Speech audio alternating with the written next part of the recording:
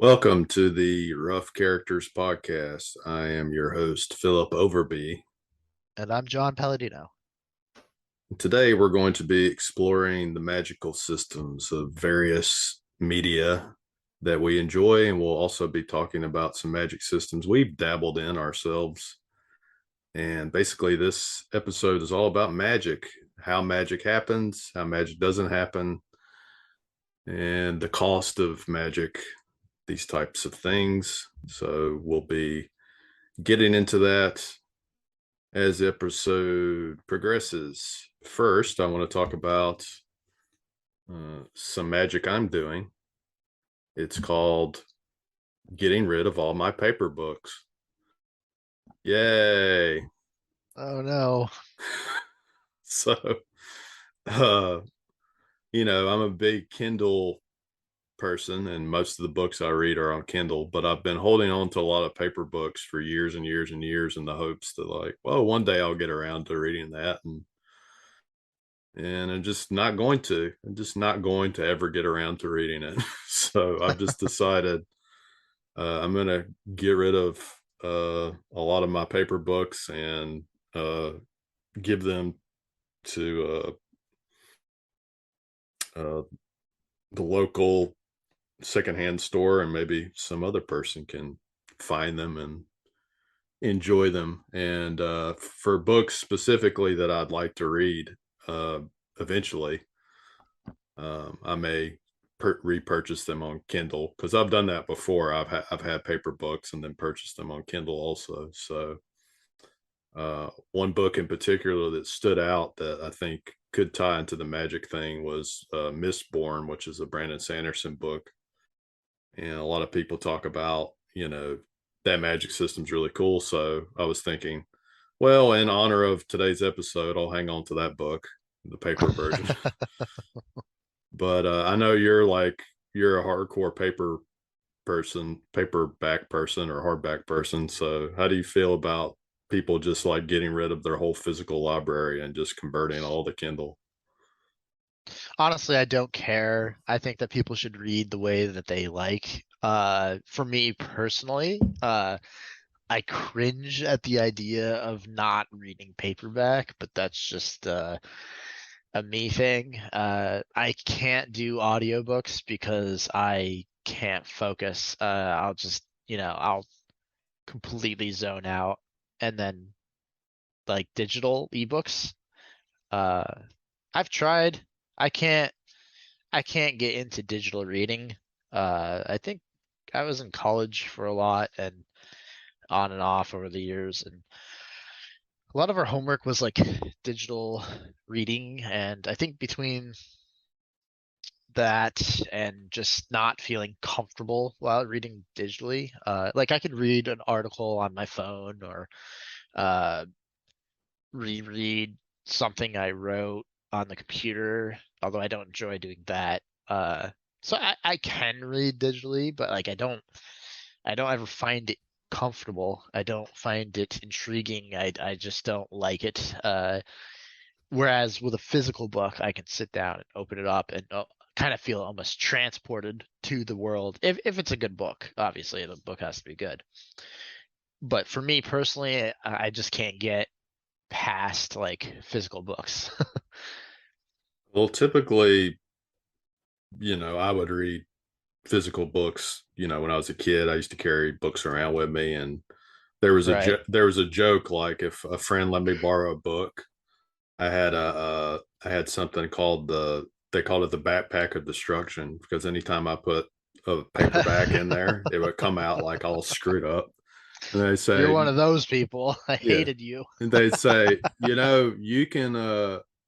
you can borrow my book, but don't put it in the backpack of destruction. I'm like, okay, I won't put it in there. And then I would put it in there, and it get destroyed. And then I'd be like, oh, I'm sorry, I have to replace their copy.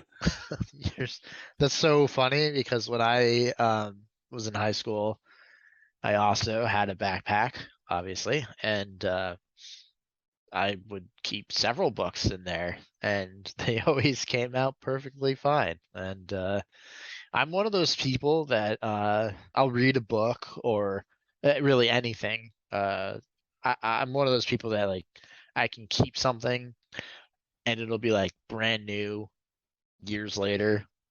Then I'll let someone borrow it and it won't be. And then I'll be like, fuck you.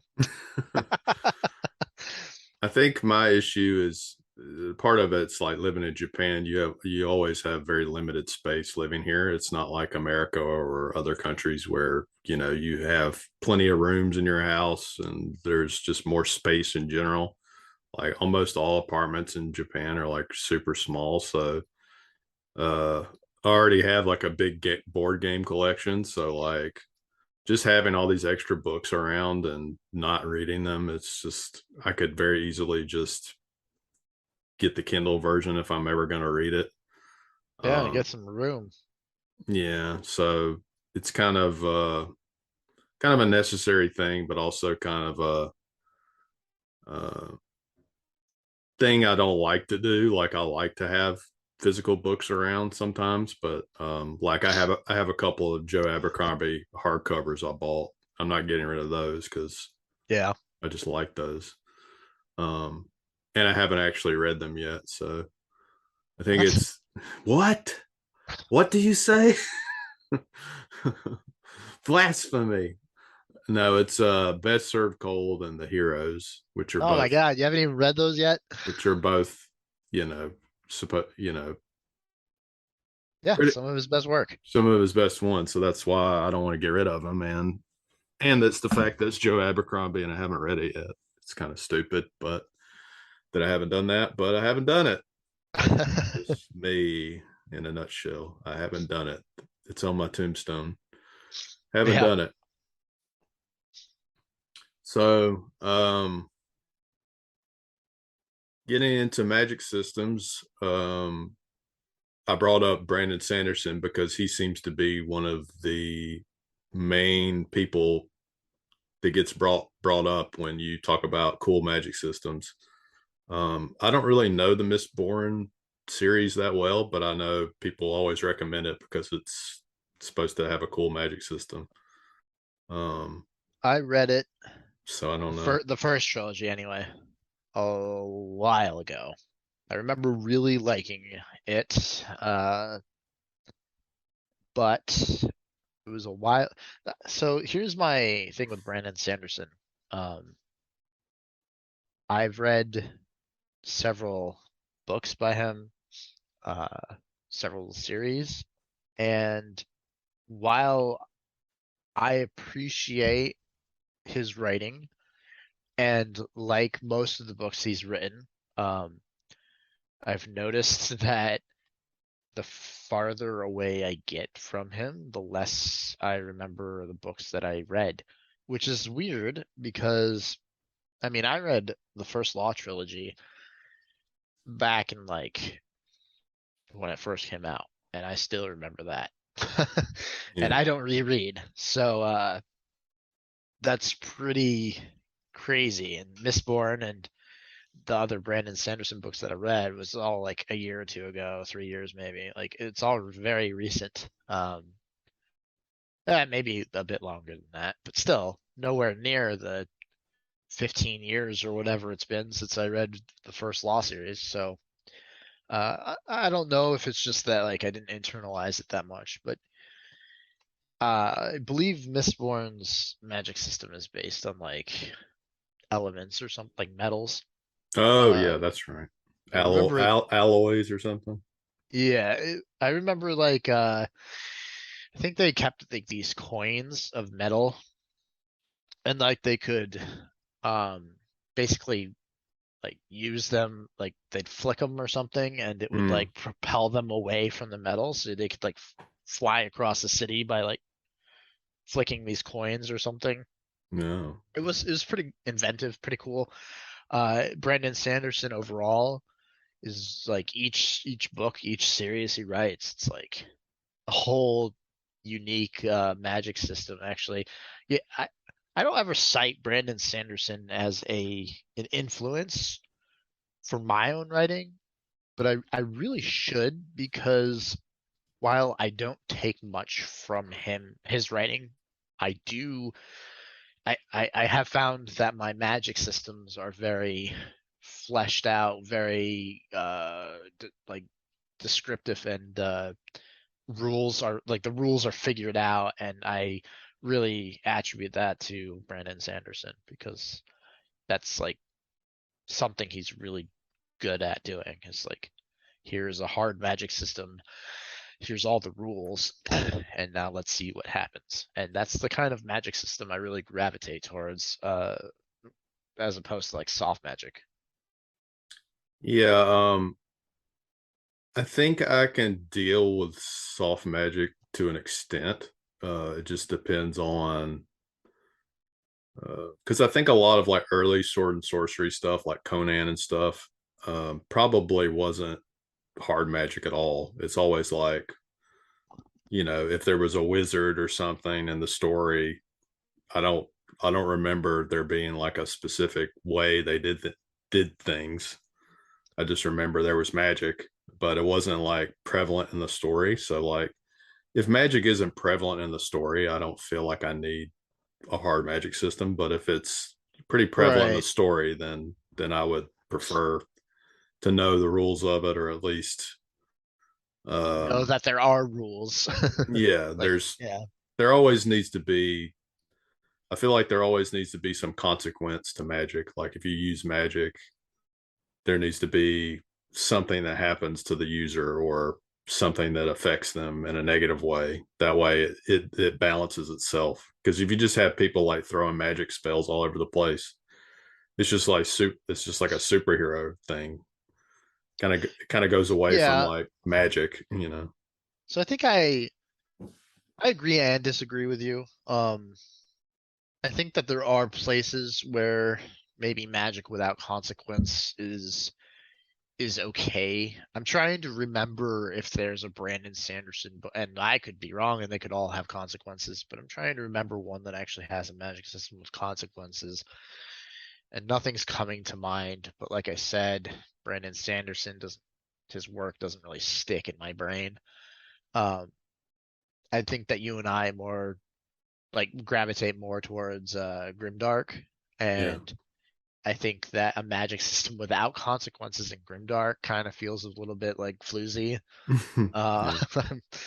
but a magic system with consequences can be like just absolutely brilliant because then it puts in that whole choice, whether it's like a moral choice or a personal choice, just something that you have to think about before you use it.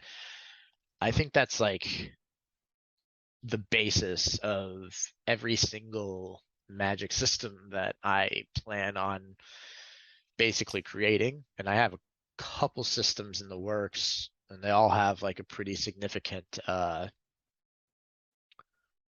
either limitation or consequence. I think that you don't necessarily need a consequence if there's a limit. So if there's I don't know, I'm trying to think of an example without diving into magic systems I'm still working on. But like if you had a can of peanuts, I guess, and each peanut had like one spell, and then you use the peanut and they consume the peanut, and then you could use the spell, and that's it.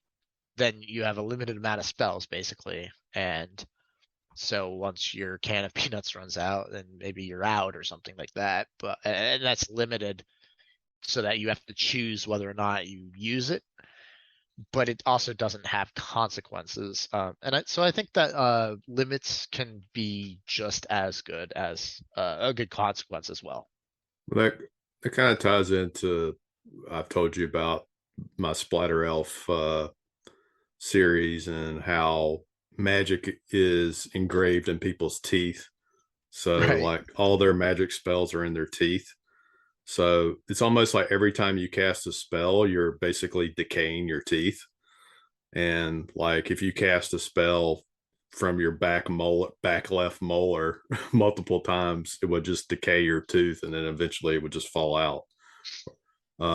But there's uh, people that find dead wizards and they steal their teeth, and they still have remnants of the spells in their teeth. So um, these people would collect wizard teeth and smash them, and that would release like one powerful blast of the magic, like one last time, like almost like a scroll in D&D would do.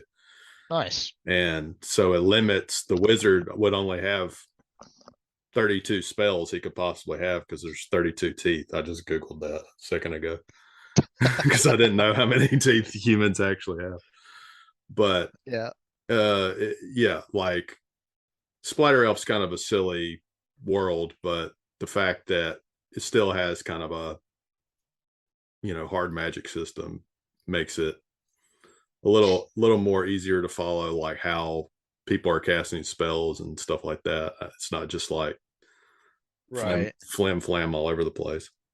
Yeah, it's actually really interesting how similar our magic systems are to a point because yours is very limited and affects their teeth.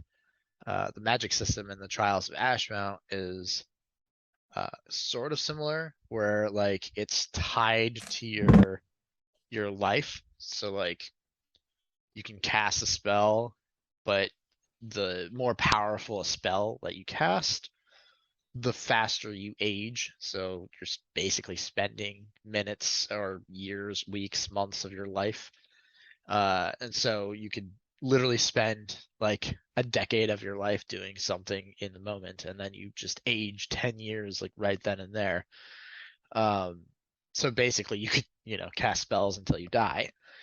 Um, and I think that having a cost that affects the individual who's casting the spells is really interesting in books because every time they have, every time they're in a problematic situation, let's say, where a normal person in like old epic fantasy might have just been like, well, I'm going to resolve it with this spell here real quick. Now they have to like really think about, is it worth doing? Do I Yeah. really want to spend a tooth? Do I really want to age, 5 years? And that kind of like decision is interesting because like as the reader, you're thinking, well, I just do this, but then you're like, but would I? Because then I'd have to age. But then like in the book, the person's about to die, so it's like, okay, so yeah, definitely, I would definitely do that. But then here's the consequences, and I think that anytime you have a system like that, it just makes it a lot more interesting because there's a lot of tension, maybe. Uh, Yeah.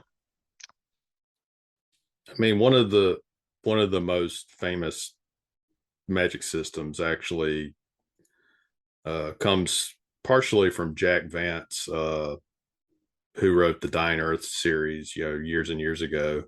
And Jack Vance isn't like a household name or anything, but he was highly influential for like Dungeons and Dragons system because, all those named spells like Mordekainen's Faithful Hound and Melf's Acid Arrow, all that stuff, it kind of comes from the naming quality of Jack Vance's stuff. Like wizards had spells named after them, hmm, and I've used that same thing in the Splatter Elf universe. I like the idea that some wizard came up with a spell, and then they named the spell after them, and they're just like, okay, that's the name of that spell now.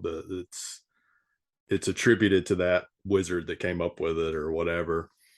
And D&D relied heavily on the the idea of semantic components and material components, or semantic quality, like you say something and you have to also spend some like uh material to do it, and Jack Vance kind of originated that idea. yeah, So so the fact that like a spell, like some spells like require a diamond or something in D&D, and right. it's like, do you really want to spend a diamond to cast a spell? Because that's pretty valuable. Um, and I like that D&D introduced the idea of cantrips, which allow wizards to not be completely fucking useless once they run out of spells. It's like, well, you still got Yeah, your right. cantrips. Yeah, before fifth edition, it was like you had your 2 or 3 spells per day, and then you had a heavy crossbow. Yeah. uh, a magic system that just popped into my head is actually the Harry Potter system, where you don't have any like limits really. You don't have any consequences, but you do have to like hold on to that wand. I guess it's similar to D&D, where you need some sort of device to cast your spell, and if you don't have it, you're screwed. Um, I never and understood the Harry Potter system. Is that how that's how it works? You just have to know the name of the spell and like have so your wand. for Harry Potter, you need the wand, um, and then you need to learn the incantation or spoken code word, and then you also need to learn the precise like wand movement, Oh, okay. uh, which is not, in my opinion, a super interesting magic system, except it's really interesting. At least it was for me when I was a kid, reading the books and watching the movies. I guess I was never a big fan of the movies, but it was really interesting going through the learning process. But of course, the books were 90% the whole school storyline. So Yeah. like going through the classes, learning the spells, learning different stuff. So I think the magic system really suited the books. I don't think that it's a great magic system outside of that. So like it works perfectly for what it's for. It's just if I was going to choose a magic system, I I don't know that I'm a big fan of that one. I'm not really a big fan of the spoken words needed to cast spells. How do you Like feel about that? abracadabra. Right. I don't know. I think Harry Potter did it really well, but I think most of the time it's really cheesy. Yeah. I always think I always think of the I don't know if you remember or ever seen this, but it was like cosplayers and they were, doing live action role play. And this guy was, I think he was just saying magic missile, magic missile. And he was throwing something. And I Nice. thought that looks really fun and also really silly. He's just saying magic missile over and over again. Right. I almost think that's better than like some weird enchantment. I think or incantation. I think just saying the spell name magic missile. Right. So actually It's I said that I don't like it when they say it, and I do stand by that. But I have to say that after reading the Harry Potter books, some of the later movies, they have these battles between the wizards and like the criminals. I don't know if you've seen the movies or know what I'm talking about, but there's like several battles, and they for some reason, I don't know if it's the director's choice or because it's a battle and they're trying to keep things from being silly, but they decided to just stop with the whole like verbalized commands, and it just didn't work in my opinion. It was just weird, um, especially since there's the whole lore and the whole books that say like they're always screaming the name or the words rather, and then in the movie later, like in the last couple movies, they stopped doing it, and it's just awkward. Uh, but for the most part, I'm just yeah, I don't like the voice commands. I think mostly because like when you joked and said abracadabra, I mean that's so like normative of like a magic system for them to say something stupid like that. You know what I mean? Like it's never anything cool. Although I will say abracadabra. It's pretty I cool. think Harry Potter did well, but otherwise, just the Latin words. I Oh, don't know. we talk about Final Fantasy a lot, and I think both of us finally have converged on agreeing that we both like Final Fantasy VI is probably one of our favorites, if not favorite. Yeah. And that magic system I always thought was super cool, where you would get a Esper or whatever, and whatever Esper was connected to your character, it was like a spirit or demon or whatever the hell they were in the game. You would derive spells from that, and then if that Esper was connected to you for a certain amount of time, you would learn those spells from that Esper, and then you could switch out the Esper and get a new one. I always thought that was a really cool system to like learn magic. Like you just attach this creature to you, and then you could do like a one time. I think once a battle, you could do like a big summon with the Esper also. Yeah, Um, yeah, that's right. That was really cool. But Final Fantasy summons have always been really cool. yeah, so I really like that system, and that's one of my favorite Final Fantasy systems of Magic. Was taking the Espers, and they would they would give you certain powers. I remember there was one specific Esper that had some kind of spell that if you didn't learn it and you went to like a certain optional area of the game, like you're just dead forever. I forget what it was, but Oh, it was like, oh, you went here and you didn't learn this spell. Well, now you're stuck here forever. You can't get out. And I forget which Esper it was, but uh, like if you had left that Esper on another character that didn't go to that area, and then you did a save in that area, you were just stuck in that area forever because you couldn't get your Esper back, and you couldn't learn the spell to get out. It was like a warp spell or something. oh, And I just remember, wow, that sucks. Now I'm stuck here forever. I guess I'll start over. that's rough. Yeah, those early Final Fantasy games, oof, they were brutal. Yeah, I'm trying to think of like magic systems from books that I really like. I think I like the idea of like the Malazan stuff with the Warrens and everything. Um, I can't even give you any opinion on Malazan. I finished the first book. I realized I didn't understand a goddamn thing, and then I said, "Okay, this is not for me." this is the John versus what did I say last episode or the last time? I don't know. John will like, John will not like it. Goes into that Yeah, camp. yeah, yeah, exactly. Um, but I like the idea.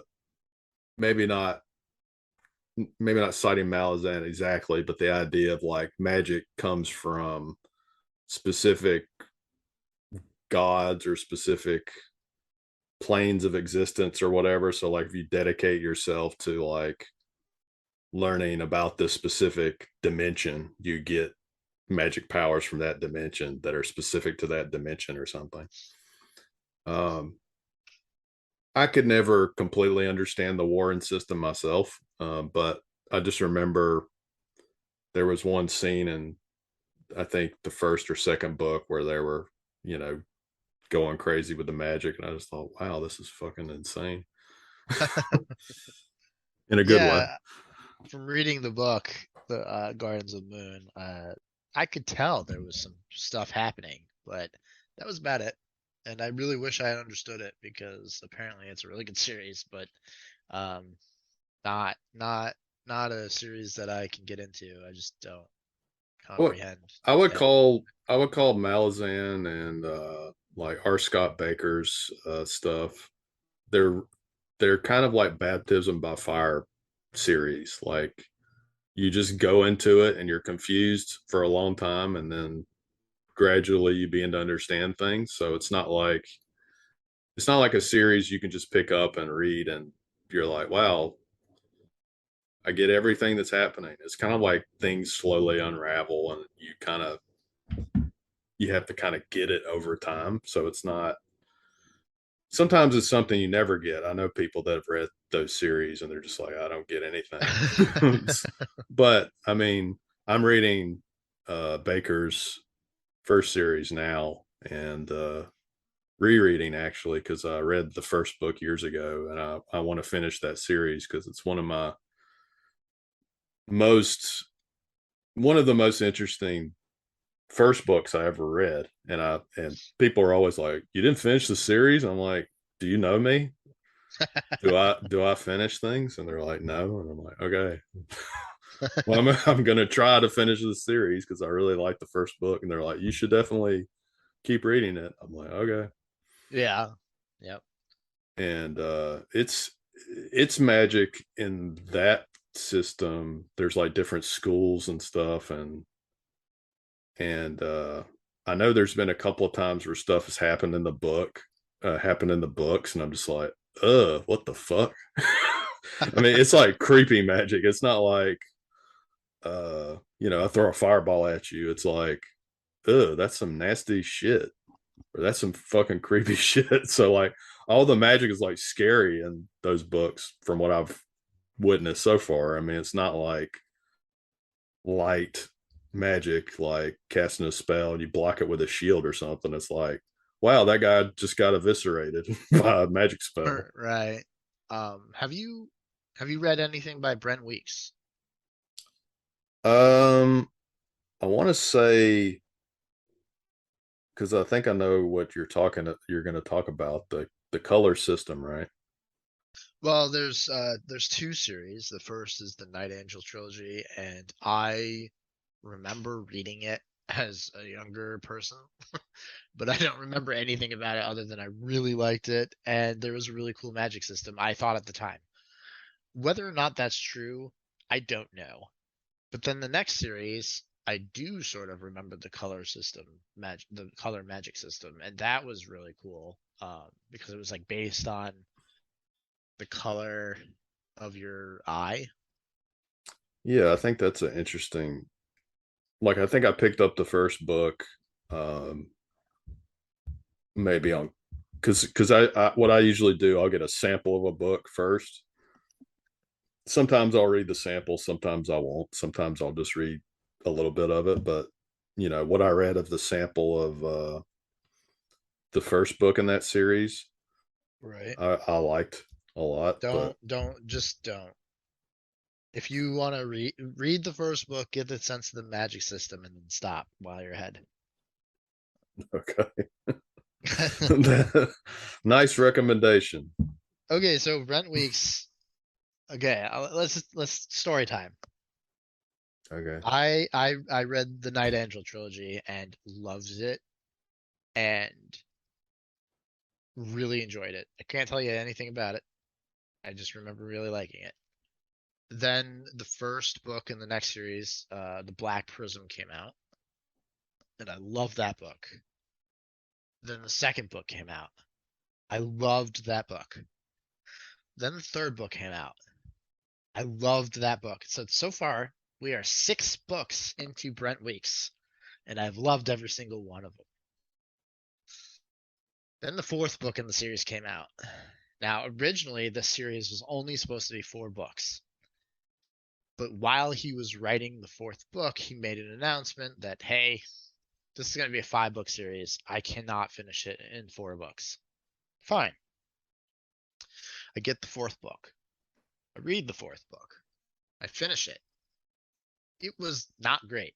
It was pretty slow. It was quite a slog. And I'm like, what? Why? Why did we have to extend this to a 5th book? Nothing happened in this book. What the fuck? So then I was kind of annoyed for one, that the book was not that great, and two, that we now had to wait for another book. Why? For what reason? Because the fourth book was so like obviously stretched out. Then I get the 5th book. I've never been as angry at an ending of a series in my life as I was at that book. I hated that book with such a fiery passion, and well, it's you really need annoying.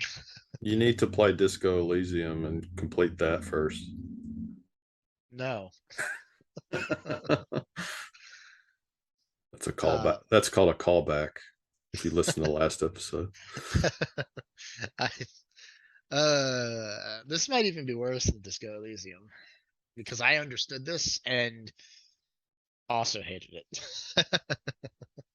I don't tend to find myself hating things like like a book. Generally, I'll just read the book, and it's like either I like it or I'm just indifferent to it. That's Um, funny but because but I I either like hate it or I don't. but I can but I can understand like if you invest a lot of time in a series and you have kind of high expectations, and I guess that's this is kind of going off the magic system topic, but I guess that's why people shit on the end of Game of Thrones so much. The TV show was because they had such high expectations for the series, and I guess they were let down by how it ended. So yeah, I mean, I find that magic systems in books, for whatever reason, because it's a book, it doesn't stand out to me as much as it would like in a game or something. Like if Right. I'm playing a game and it's got like a intricate magic system, like it stands out to me more because you're seeing it in action, I guess. In a book, of course you can you're visualizing it in the book also, but Right. just some of the more memorable magic systems involve actually using them, and like and I guess that's why D&D's magic system's so memorable, is because people have used it so many times. It's So true. it's not something that's in a book that you're reading passively. It's something that you're actively using. So um I think there's probably so many RPG games, like tabletop games, that have really cool magic systems that I just haven't been able to get into or haven't seen yet. Um, There's innumerable tabletop RPGs, so it's like almost impossible. it seems like one of the games I bought when I went on my RPG spree of buying all these books had a really interesting magic system, and I can't remember which one it was. I want to say it was Zweihander. Yeah, like, and I think it had something to do with the morality system. Like, if you used magic too much, it would like cause demons to be attracted to you or something. And like, it was like That's interesting. it was like a morality thing. So like, if you're using magic all the time, it actually affects like your state of mind and your closeness to like evil or whatever. So you said that using it affects your state of mind, which bringing this back to the Brent Weeks magic system, the color system. It if I'm trying to remember this correctly, so I might be saying some false information, but some of this is true. So the part that I'm not quite sure on, if I'm remembering correctly, is that based on the color of your eye, it gives you different powers. That much I know. And I'm pretty sure this is the part that I might be wrong on. I'm pretty sure based on the color, you actually have different like mental and emotional behaviors. Like if you have the color blue, maybe you're like calm and passive, Yeah, and if you have red, you're like you know much more aggressive or something. aggressive. And yeah, and I might be wrong on this, but going back to consequences here, the cool thing about the magic system is the more you use the magic system, the more the color in your eye. I think it's like the the ring around your pupil. Iris. uh yeah, I don't know why I couldn't think of that word.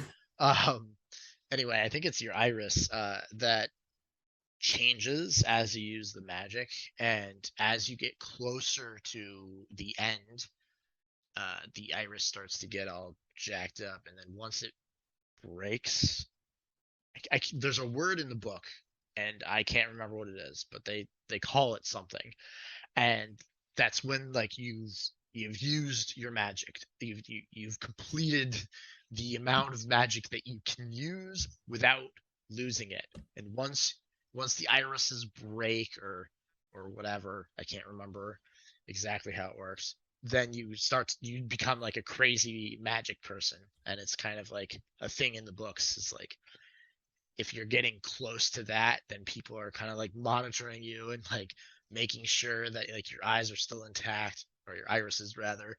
And then once that shatters, you're like basically an enemy of the state, because you're going to go rogue. You're going to become like a crazy person, basically. And so Mm. uh, that I think that's really interesting how it, how some magic systems like affect your mentality. Yeah. That's something that I'm exploring with this concept of, I don't know if I talked about this on the show yet, but the idea that all the organs in your body are have their own like uh religious order dedicated to them to preserve them and keep them maintained and everything. And I talked about like the four humors. Um, Yeah, this was off the podcast, so you might want to.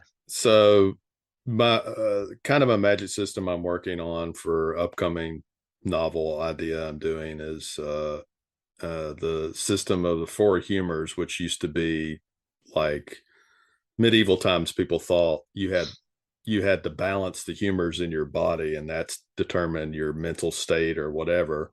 So there's blood, phlegm, yellow bile, and black bile, and each one, like if you have excess of that, causes you to act a certain way.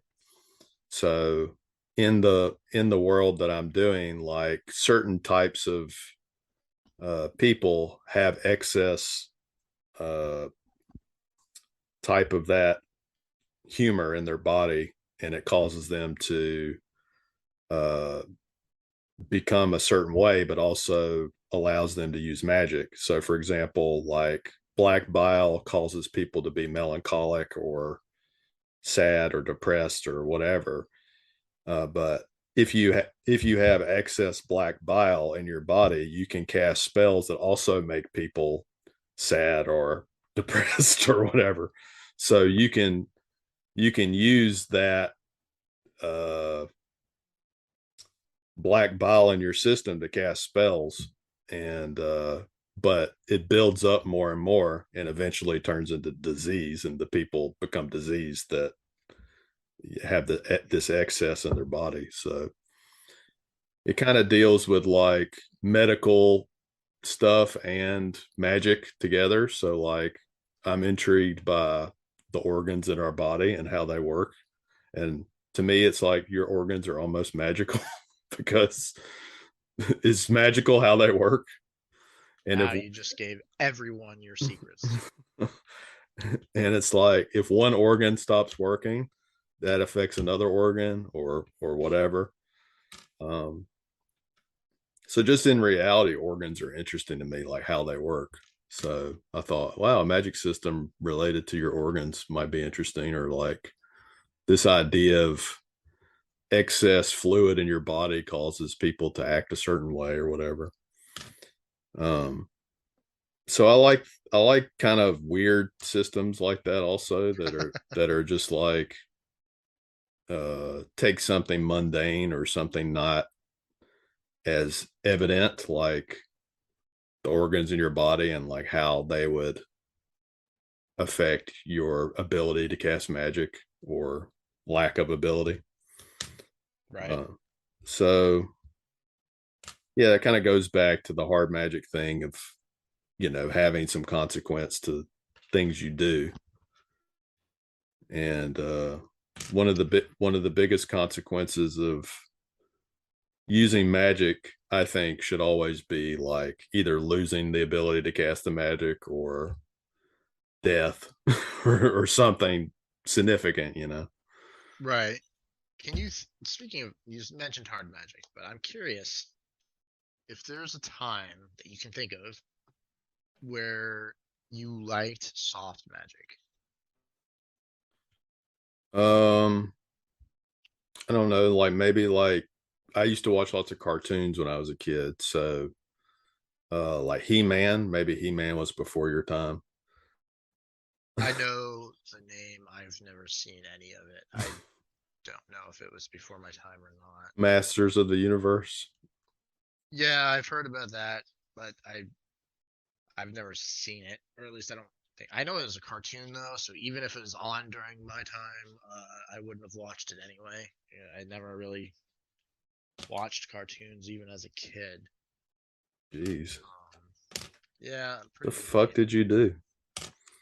Watched live action stuff for the most part. I watched Looney Tunes. I did watch that, and um, I don't know. It was not cartoons were never really my thing. I did watch a few things, Well, but anyway, He Man was soft magic. I feel like He Man had a was a like a like kind of a piece of shit prince guy that couldn't do shit, and he had this like tiger that couldn't do shit, and was like scared of everything. But then when he rose his sword up and his magic sword up in the air, he became He Man, and then the tiger became Battle Cat. It was like this fierce cat that he rode around or whatever. And his main enemy was Skeletor, and Skeletor was like a skeleton looking guy with a like a wizard guy, and he would do spells and shit all the time, and I never quit. I was a kid, so I didn't give a shit.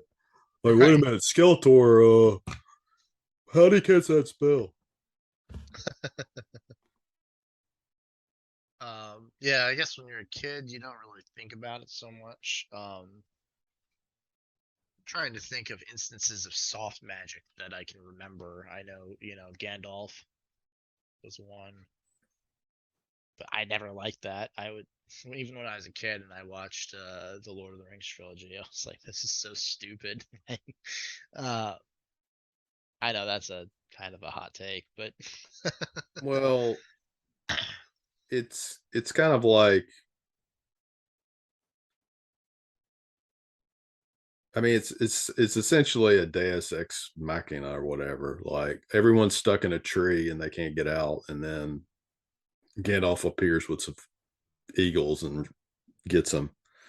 And right. it's kind of like, okay, whatever. Just go with it. Like, all right. I mean, Gandalf's pretty powerful, so whatever. Just kind of go with it. Yeah, I You just have to I'm a, go with soft magic sometimes. Like, if soft magic happens and you're oh, either I just thought of it. you have to shut your brain off, kind of. I just thought of soft magic that I don't absolutely hate, like 110%. And that's the magic in Game of Thrones. And the only reason why I don't hate it to 110% is because of how like infrequent it is. Yeah, it's also like stuff in Game of Thrones is still very. It does a good job of veiling it enough to where it's like nobody really knows where this comes from. It's mysterious. So I think that covers the whole, like, you don't need hard magic in Game of Thrones because everything is so mysterious. So it's like the it's never really explained, like, really how the whatever his name is, the red god, or I was not thinking of red, Melisandre, but you must be thinking of man, that guy that. but the god that they follow, the Lord of Light or whatever. Oh yeah. They both follow the Lord of Light. The guy with the flaming sword and What is his Melisandre. name? Thoros of Mirror or whatever. Yeah, Thoros and Mir. They're both follow the same god. Yeah, I can't remember the god's And, name. I think it's the Lord of Light, and then Stannis Baratheon also follows this god. Yeah. And but it's never really explained. I don't guess, like, how Thoros of Mir can just make his sword catch on fire, and Melisandre can just bring people back from the dead or whatever the fuck she does. Um, Yeah. or how she got pregnant with a shadow demon, and how it came out of her vagina and killed killed what's his name. I just pretend like the magic in Game of Thrones doesn't exist. I know that's kind of dumb, but Well, it does. I do. There are points with, like, the Night King stuff where it becomes an issue, I think, uh, because the Night King is kind of like magical, right? And it's presented like he's this unkillable whatever, and then he gets killed. So whatever, By the stupidest way possible. whatever. We won't talk about that. We don't talk about that show here. We'll talk about season 8. Yeah. And if I remember right, season 7 wasn't that great either, but it's been a while. Well, speaking of not great, I get to fight something now. That was a good transition. That was an excellent transition. I think it might have been one of your best. Low Nice, bar. Low bar. nice. I'll take it. All right, so today we have our lovely wizard who is going to be taking on a classic. Well, maybe not a classic in a lot of people's games, but a classic in almost every single game that I have DM'd and maybe fought a couple. I don't think they've appeared in every game I've played, but I love this. I don't know why, but the good old hill giant. It's one of my favorite monsters. I don't know why. Just a Because big fan. it's big and stinky. Yeah, and stupid. Big, stinky, and stupid. Easy to understand. No complications with the hill No, giant. no magic systems, no crazy weird abilities. Just a giant great club and a lot of health. And this ties in well to our magic system discussion because You're a mage. I'm a mage and I got some new spells. And I have one spell that's going to fuck up the hill giant, I hope. If I Well, let's if see who goes first. if I'm if I'm right, Well, his initiative score is a 0. well, there you go. I won automatically. Yeah, because you have a plus bonus to your initiative, right? Yeah, I'll have something.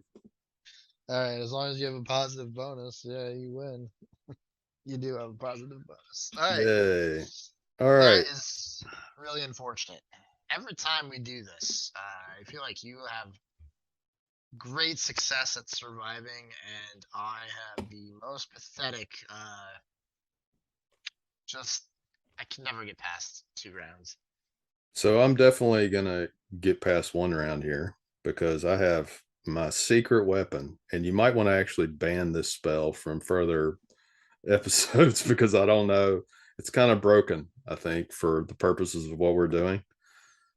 Invisibility. Come find me, bitch. It is a concentration spell, though, so I have to Yeah, maintain concentration on it. yeah, I don't think that matters though, unless you have gotten a hit or something. Yeah, and there's no. I don't think there's any. I don't think there's any way to spot invisibility either. I'm doing a quick You're doing. Google search. I mean, you could just swing wildly and hope you hit me, I guess. Yeah, yeah. I was just trying to see if there was any cool. Well, actually, if if you're going invisible, are you moving? I wasn't planning to. I was just going to stand right where I was. All right. Well, then I guess if you're not moving, um, yeah, he could probably guess and attack at where you were. I was gonna say if you moved, he could make a check to see if he heard anything. Well, it says the spell ends if I attack or cast a spell. So I guess I could move then, right? Without triggering anything. Yeah, he can move. And Let's move over here. Uh-huh. trying to remember what attribute perception is normally under. I guess wisdom, isn't it? I think so, but I wanted to. Yeah, it is. I wanted to make sure. Great. We know how stupid one of these people are. Did you did you roll 0 again? I did. He's rolled 2 natural 1s in a row, and so he doesn't know where you are. He's gonna go to where you were originally and swing his great club and hit air. So, Is it my turn now? yeah, you've now made it 2 rounds. Good I'm gonna job. gonna move over here. Right. Haha. All right. He has successfully locked on to you, but Oh, will he be able to hit you is the question. if I'm invisible, I must get some kind of bonus. You do. You get quite a bit. If you are hit it,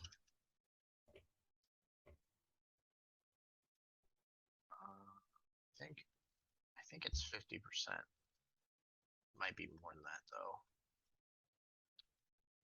You always like to spring on the the difficult things that I don't know off the top of my head during these. All right. That's part of having a wizard. I can spring stuff. No, I fucking hate wizards. Actually, I think they're great. The other Pal- spellcasters can sometimes annoy me though. the paladin can't pull off any surprises really. The mage, every time I level up, it's like, ooh, a new surprise. Yeah. Um. So people that are listening to this are probably just thinking I'm an idiot because I don't remember the rules for all this cover and stuff. So if we look up cover real quick, and you're not in cover, but yeah, okay. So we'll say you have total cover. Can't be direct. Yeah, if you can't be targeted directly. So Just swing your dumb club and miss me so I can make it to 4 rounds. yeah, I'm going to just give him disadvantage, and then on top of that, a percentage to miss even if he hits you. Just because I don't know. What the fuck? All right, he misses. Well, that's his first attack. He really gets 2 attacks. So Ooh, yeah. how All about right, that so one? he misses again. Aha! I found a loophole. All right, so you have made it to yes, but now well, I guess I was gonna say now if he's smart enough, he could get an attack of opportunity if you try and move, but he's an idiot. So what's the chance that actually happens? Let's find out because you are moving. Yeah, he's not. Well, since this is the last round, Is it? Is it? Yeah, I guess it is. I'm going to just cast something just to be a dick. Yeah, but you I if you won't be. do that, you might lose invisible. You will lose I will. I invisibility. will lose invisibility, but it doesn't matter. It's the last round. You can kill me after this. I don't give a shit. That's true, but you could be the first time ever surviving one of these.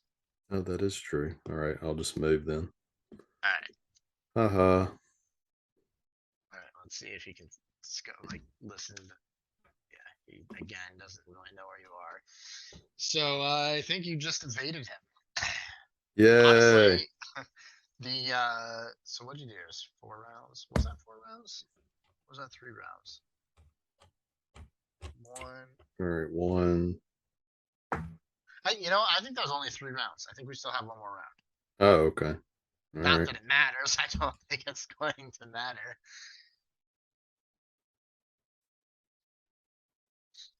All right. So I moved. Oh, you moved again? Yeah, I guess I'll move again. Final Hey, round. he actually heard where you went. Oh no. We're probably doing this so wrong, and everyone's like, "That's not how any of these rules work." And Uh, this is a this podcast where we're trying to do things on the fly. this I don't is care. this is Listen, soft magic. what's your armor normally? 12. Okay, so that would. Hey, he actually hit you. No. Fuck you. Um, so it's gonna be 5 damage plus I might still survive though. 3d8. So we're at 11, 12, 16 damage. You did survive, Yay! The first but survival. he has a second attack. Oh, fuck. So don't count your chickens before they hatch here. Ouch. All right, you survived. He didn't hit. Yay. Dun, dun, dun, dun, dun, dun, dun, dun, dun. That is Dun, now dun, dun, dun, two. dun, dun, dun, dun, dun. You know, you fought a werewolf a while ago, and Yeah, you survived 4 rounds then too. I don't know if you died during. I think you died though. I did die. I got killed. But this is the first time I haven't died. Yes. So let's get you your stuff. First of all, you got to level up. Yay. Second of all, you get a mundane item from our little fun chart here. Um, Crap, I closed that and forgot to check his challenge rating, but I'm pretty sure it's 5. Yeah, his challenge rating 5. Level,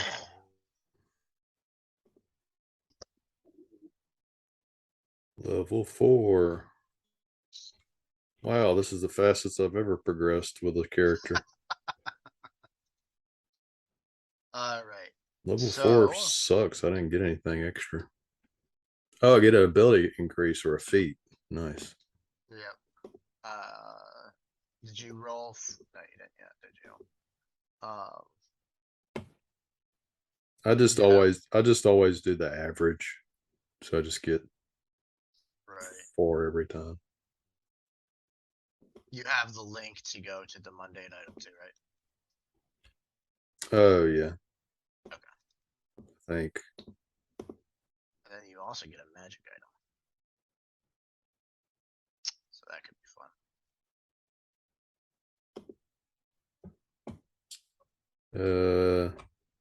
So mundane item. Yep. Just click on that link, and then you Is need to it change the challenge rating to um. What did I say? 5, right? Yeah, it's 5. 5? Yep. I got a map of a nearby castle. Oh, That's useful. that could have been really fun in like an actual campaign. I'm just Okay, so I'm not even keeping track of any of this shit I'm getting. I'm just like writing it in the writing it in the chat every time. I guess Yeah. most of it doesn't matter. Although, did you did keep track of the spell scroll you won the one time, right? Oh yeah.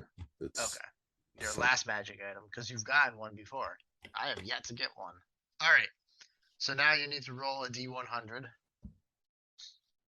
Let's see if you get any cool magic items here.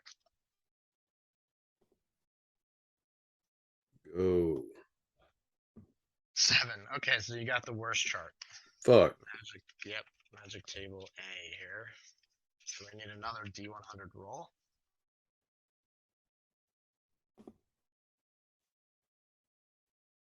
There's the second. 12. You got a potion of healing. Congratulations. Hey, that's actually useful That's true. It is. though. It is kind of useful.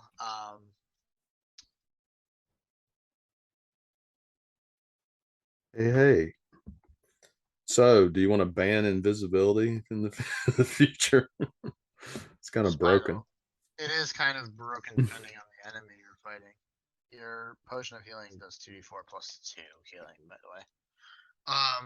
But yeah, the invisibility, I think during a lot of fights would not even matter, but perhaps for the purposes of the future, maybe we should ban it for any of our stupid melee guests that show up. Yeah. You think so? Keep things. Well, I just wanted to exploit it one time. Well, that you did. I honestly, when you said that you had an exploitative spell, for some reason, invisibility did not come to mind. I was like, ha, I'll figure out a way around it. Then you said invisibility, and at that point, it was like, oh, I'm screwed. But yeah, I'm like 90% sure that some of the rules we did not do correctly, but I don't care because I haven't played or DM'd D&D in a long time. Yeah, it's fine. It's for entertainment purposes only. Okay, guys? I have 19 intelligence now. Oh, that's really good. I'm How smart did you get such high intelligence? Isn't intelligence the that's the wizard spellcasting ability too, isn't it? Yeah. I mean, my base was 17 and I just got a level up that gives me How ability how increase. you rolled going straight down your attributes too, didn't you? Yeah, that's just, I got lucky Oh with. my God, how did that happen? Mhm. That's the luckiest thing in the world. I My think I think I'm my a I think I'm a human, so I think I put my extra points in intelligence probably. oh, maybe. That's fair. No, wait, you can't be human. You're a gnome or a halfling, aren't you? No, I'm human. Oh, you are? Yeah, Okay. Um, why was I thinking you were a short? I don't know. because I'm modeled after a Final Fantasy character that's very short. It's true. Yeah, I really thought you were a gnome or halfling, but no. Okay. That's fine. It's not. It doesn't matter. Well, until next time, we're done. Yes, this has been a fun discussion about magic. So, if you have complaints, please let John know at a grim bastard on Twitter. Yes, everyone can shout their displeasure at me, and I will respond to maybe some of you. And if you want to find his latest book, Trials of Ash Mount, you can get that anywhere. And you can go to negative-hp.com for content related to this show or other Philip Overby related things. And lastly, Facebook group, Grimdark Fiction Readers and Writers. If you're interested in the Grimdark genre, come by and hang out with us there on the Facebook. Till next time, keep your magic hard. Goodbye. Hard magic.